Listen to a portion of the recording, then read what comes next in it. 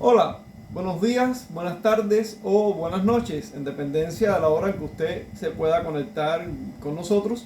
Y bueno, pues aquí estamos nuevamente para continuar con la exposición de la palabra de Dios. Vamos a comenzar una serie nueva y esta serie la hemos titulado, estamos tomando el título de un libro que escribí hace ya algunos años, aprendiendo de Samuel el arte de escuchar a Dios. Aprendiendo de Samuel el arte de escuchar a Dios. Y antes de que alguien piense algo que no es la realidad, no se trata de una exposición carismática de la fe cristiana, no, nada que ver con eso. Seguimos manteniendo nuestra postura reformada y bien apegada a la sola escritura. Lo que queremos es apreciar de la vida de Samuel, de su vida, de su ejemplo, ¿no?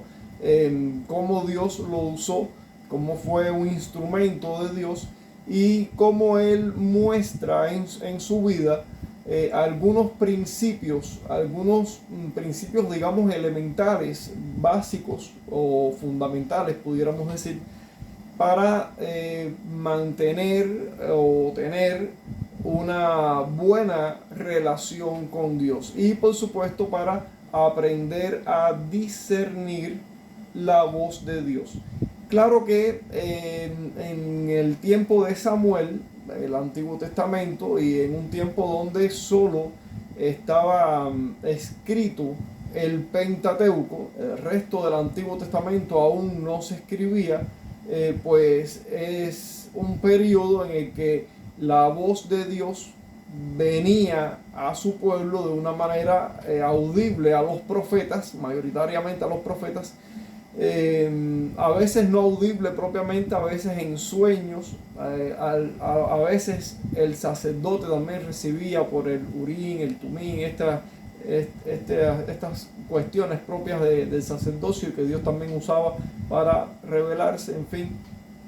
Pero mayoritariamente era por vía de el ministerio profético que la palabra de Dios llegaba al pueblo como tal. Y en el caso de Samuel, pues claro que estando él viviendo en ese periodo de tiempo, en ese momento histórico, pues lógicamente se esperaba que la palabra de Dios viniera a través de ese profeta, a través de esa persona, de ese individuo, que Dios le revelaba sus propósitos, que Dios le revelaba su mensaje, ya fuera predictivo o proclamativo. No siempre la profecía fue predictiva, es bueno entender eso. Es bueno entender que cuando hablamos de profecía, no siempre la Biblia muestra profecía como anuncio de sucesos del futuro. En muchos casos sí fue así. Evidentemente lo vemos en muchos de los profetas, pero no siempre necesariamente la palabra profética vino como anuncio de algo por venir, sino que era la revelación de la palabra de Dios al pueblo de Dios a través de estos individuos, de estos profetas, de estas personas escogidas por Dios, para mostrarle al pueblo la voluntad de Dios, específicamente de una o de otra manera. Pero bueno, vamos a no darle mucho más preámbulo a esta entrada y vamos a ver tres aspectos de esta serie, o los tres capítulos propiamente del libro, que es como lo conformamos, ¿no? Cuando fue escrito. En primer lugar, o el primer capítulo, la voz de Dios la escuchan los creyentes consagrados. La voz de Dios la escuchan los creyentes consagrados. En segundo lugar, el segundo capítulo, la voz de Dios la escuchan los creyentes que aman su palabra. La voz de Dios la escuchan los creyentes que aman la palabra de Dios. Y en tercer lugar, la voz de Dios la escuchan los creyentes que gustan de la presencia de Dios y buscan la intimidad con Él. Entonces, vamos a comenzar con una introducción y después entonces ya iremos desglosando el libro por partes.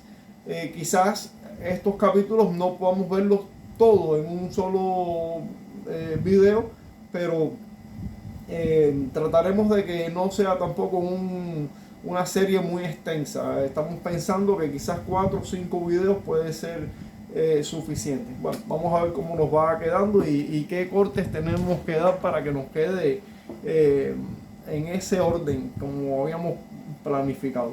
Entonces, introducción.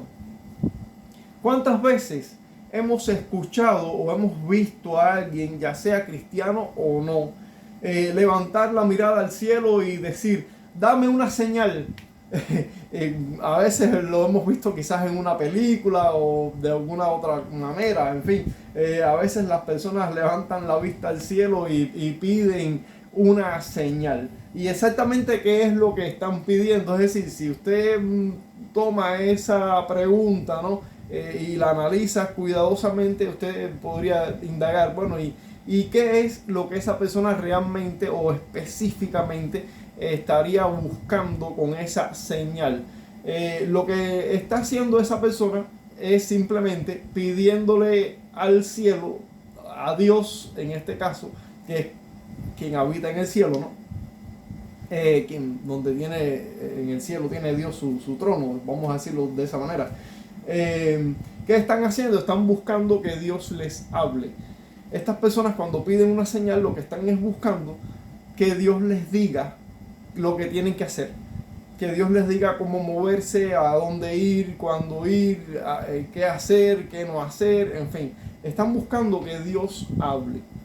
Entonces, la pregunta no sería si Dios puede hablar, porque evidentemente Dios sí puede. El hecho de que las personas le pidan a Dios una señal es evidencia obvia de que Dios sí puede hablar. La cuestión entonces no sería si Dios puede o no hablar, porque evidentemente eso ya sabemos que Dios sí puede hacerlo.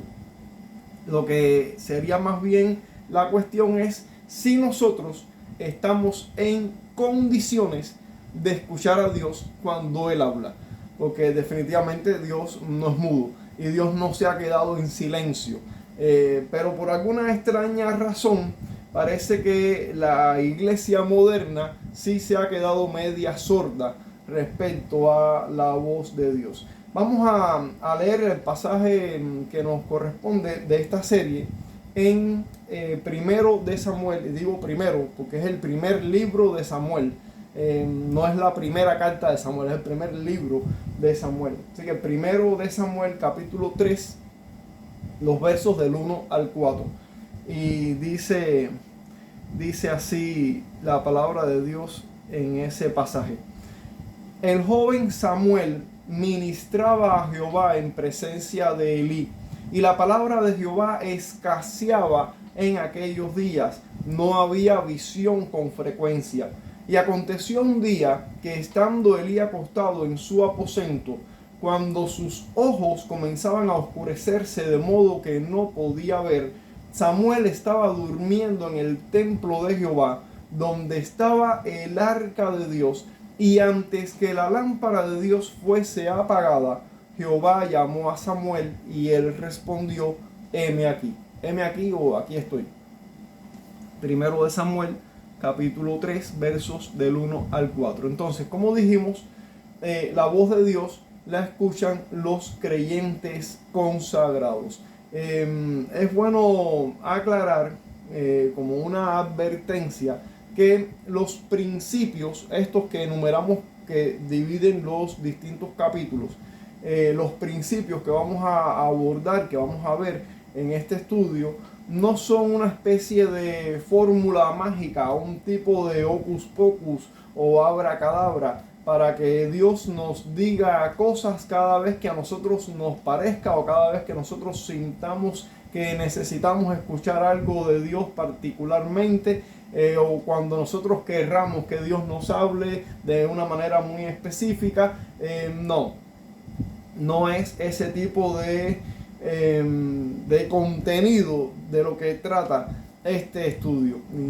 Definitivamente la palabra de Dios, que es la Escritura, la Sagrada Escritura. De hecho, los reformadores del siglo XVI tuvieron 5 pilares sobre los cuales edificaron toda la teología reformada, y el pilar fundamental de todos esos 5 pilares fue la sola Escritura. Sola Escritura, sola fe, sola gracia, solo Cristo y solo a Dios la gloria. Pero sola Escritura es, como decir, el pilar fundamental que sostiene al resto de los pilares. Entonces, no estamos diciendo que estos principios, estos fundamentos que vamos a estar viendo en este estudio, son como una vía alternativa para que si cumplimos con estas 3 cositas, pues entonces como que bueno, podemos dejar la Biblia a un lado. Ya con esto otro ya tenemos cómo hacer que le sacamos a Dios las palabras de la boca. No, definitivamente ese no es el caso.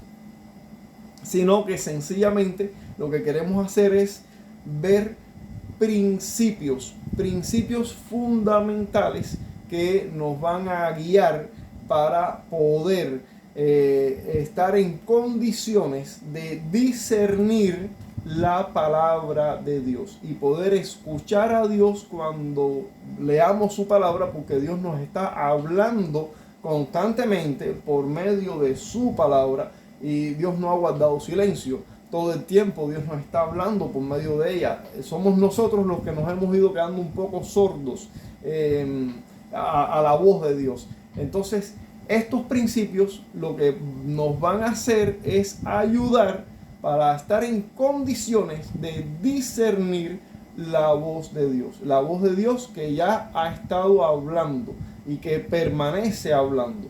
Ok, entonces, hecha esta aclaración, podemos comenzar con nuestro primer capítulo, que es la voz de Dios la escuchan los creyentes consagrados.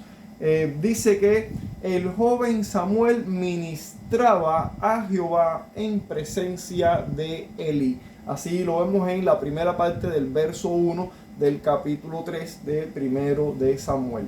Entonces, dice así nuestra reflexión. Vamos a ir leyendo y bueno, terminaremos el video en algún punto que sea conveniente. Quizás no terminemos el capítulo completamente, pero lo llevaremos hasta algún punto conveniente.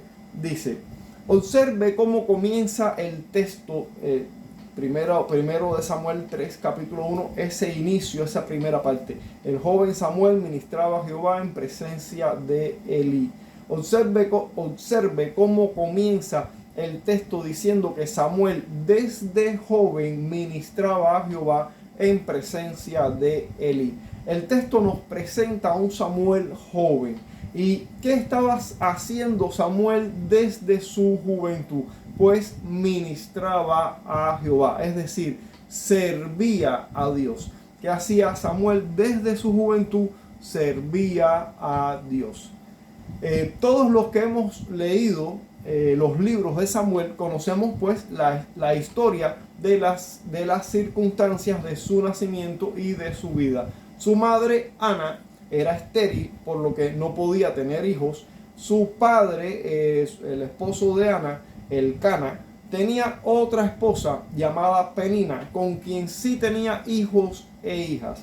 En aquellos tiempos, la esterilidad era vista y entendida como una maldición o como un castigo de Dios, por lo que padecer de esa o de cualquier otra discapacidad o enfermedad de cualquier forma era entendido por la sociedad la sociedad no solo de Israel, quiero decir, el resto del mundo tenía esa misma idea, pero bueno, vamos a remitirnos a Israel, que es el que nos interesa en este momento.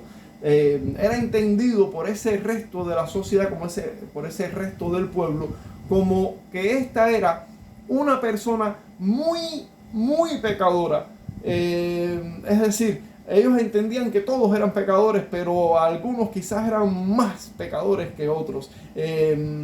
Los menos pecadores como que se veían prácticamente santos solo por compararse con los más pecadores. Entonces, las personas que padecían algún tipo de discapacidad, enfermedad o cualquier tipo de problema, ya, o incluso también problemas financieros, problemas de pobreza, en fin, eran vistos como personas muy, muy pecadoras sobre las cuales estaba la ira, el juicio divino, el castigo divino estaba sobre esas personas. Así lo entendía el resto de Israel. Recuerdan el caso de Job, cómo fue ahí acusado por sus amigos cuando Job estaba padeciendo esta prueba que Dios permitió que él pasara. Definitivamente no fue por causa de que Dios lo estuviera castigando. Sin embargo, sus amigos lo entendieron así porque era la manera en que se entendía este tipo de situación. O recuerdan el caso del ciego de nacimiento de Juan 9, no Bartimeo, que es otro ciego.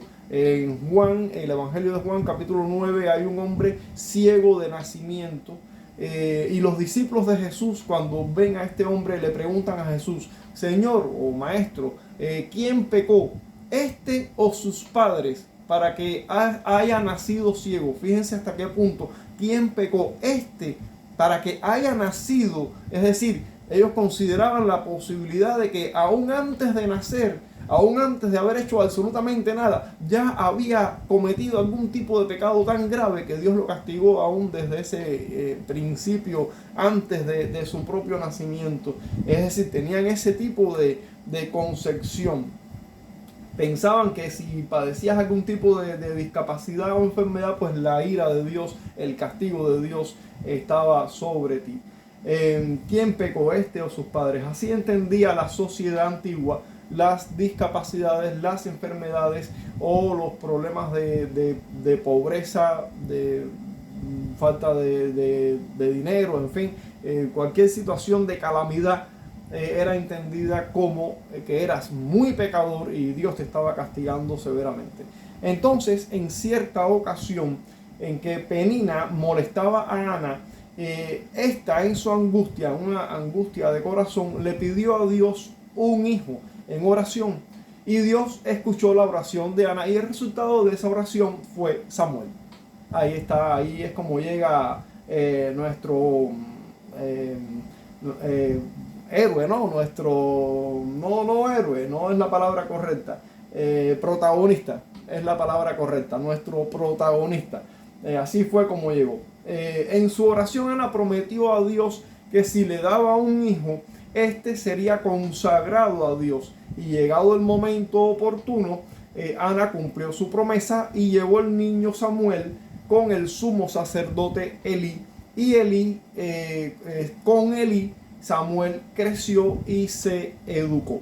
Así llegamos a este texto, al texto del capítulo 3 de Primero de Samuel, donde hallamos a Samuel joven sirviendo al Señor. Samuel creció en el tabernáculo de reunión, esa tienda que erigió Moisés cuando Israel salió de Egipto y anduvo errante por el desierto durante 40 años a causa de su rebeldía y de su desobediencia. En la tienda de reunión, conocida también como tabernáculo o tabernáculo de reunión, era donde Dios hacía su aparición para hablar con Moisés, inicialmente con Moisés, y a través suyo, es decir, a través de Moisés, dirigirse a Israel. Posteriormente, el sumo sacerdote sería quien seguiría llevando ese ministerio de hablarle a Dios, de guiar de hablarle al pueblo acerca de Dios y acerca de la revelación de Dios, en fin, bueno, los profetas también, que fueron individuos que Dios utilizó para ese fin. Samuel creció aprendiendo las historias de Dios, la creación, la caída de Adán, el llamamiento de Abraham, el padre de la nación, los patriarcas, la esclavitud en Egipto, en fin, toda la historia de su nación y cómo Dios los había formado y cómo Dios los había sostenido. También el oficio del culto, con el cual estaba muy familiarizado. Le enseñaron el precio del pecado, el costo de la misericordia de Dios. Sí, Porque para los que piensan que la misericordia de Dios es gratis, entiéndase que la misericordia de Dios es gratis, pero es gratis para nosotros. No es decir, nosotros recibimos la misericordia de Dios gratuitamente, pero la misericordia de Dios no es gratis propiamente. La misericordia de Dios tiene un costo. En el Antiguo Testamento, durante el tiempo de Samuel y todavía mucho tiempo después, y aún desde antes, ya se veía, se apreciaba el costo de la misericordia de Dios. El pueblo de Israel recibía misericordia a cambio de que una víctima inocente era sacrificada para llevar los pecados de ese pueblo, de esa nación. Cada vez que un cordero o que un animal moría, era sacrificado, era ofrecido en holocausto, era una sustitución. Era este animal inocente por este pecador culpable. Un cambio uno por el otro. Entonces ahí está el precio de la misericordia. Y ese sacrificio, esos sacrificios eran símbolo del sacrificio de Cristo. Ahí se aprecia el precio o el costo de la misericordia de Dios. No es una misericordia gratis para Dios, es una misericordia gratis para nosotros, pero no para Dios. A Dios le costó. A Dios le costó. Dios tuvo que poner ahí a su Hijo Jesucristo, a morir por causa de nuestros pecados, el justo por los injustos, el precio de la misericordia de Dios. Entonces Samuel creció aprendiendo todas estas cosas. Cada víctima ofrecida era un sustituto por un pecador, un justo muriendo en lugar de un transgresor. Así la gracia de Dios se extendía cada año sobre Israel, pues la ira de Dios por el pecado era descargada sobre otro. En este caso, el cordero que era sacrificado, otros animales que también eran sacrificados, un animal inocente, símbolo de nuestro Señor Jesucristo, nuestro Redentor. Así creció Samuel, aprendiendo todas estas cosas y sirviendo a Dios en el ministerio del culto, en el tabernáculo. ¿A dónde queremos llegar con todo este entendimiento de la vida de Samuel? Es que Samuel era un siervo de Dios. ¿Qué estamos viendo en Samuel? Estamos viendo a un joven, en este caso era un joven que por supuesto llegó a ser un hombre adulto, hombre genéricamente, por supuesto, un hombre de Dios, aunque en este caso un joven en este momento de la historia, un joven sirviendo a Dios. Y desde niño fue consagrado por su madre Ana para que sirviera a Dios, y así lo hizo Samuel hasta el día de su muerte. Este es el primer principio que veremos de la vida de Samuel. Los que escuchan la voz de Dios y disfrutan de una relación armoniosa con Él, es decir, los que escuchan la voz de Dios y los que disfrutan de una buena y una armónica, amena o hermosa relación con Dios, son aquellos que están consagrados al servicio de Dios. Vamos a dejar por el momento nuestro video en este punto y continuaremos con un nuevo video próximamente. Dios les bendiga mucho, no se pierda la serie está interesante, y ya de paso, pues si llega hasta nosotros y le parece que nuestro contenido es edificante, es de bendición, pues le animamos a que lo comparta con otros, que llegue a otros también, ¿verdad?, el mensaje de la palabra de Dios. Dios les bendiga mucho.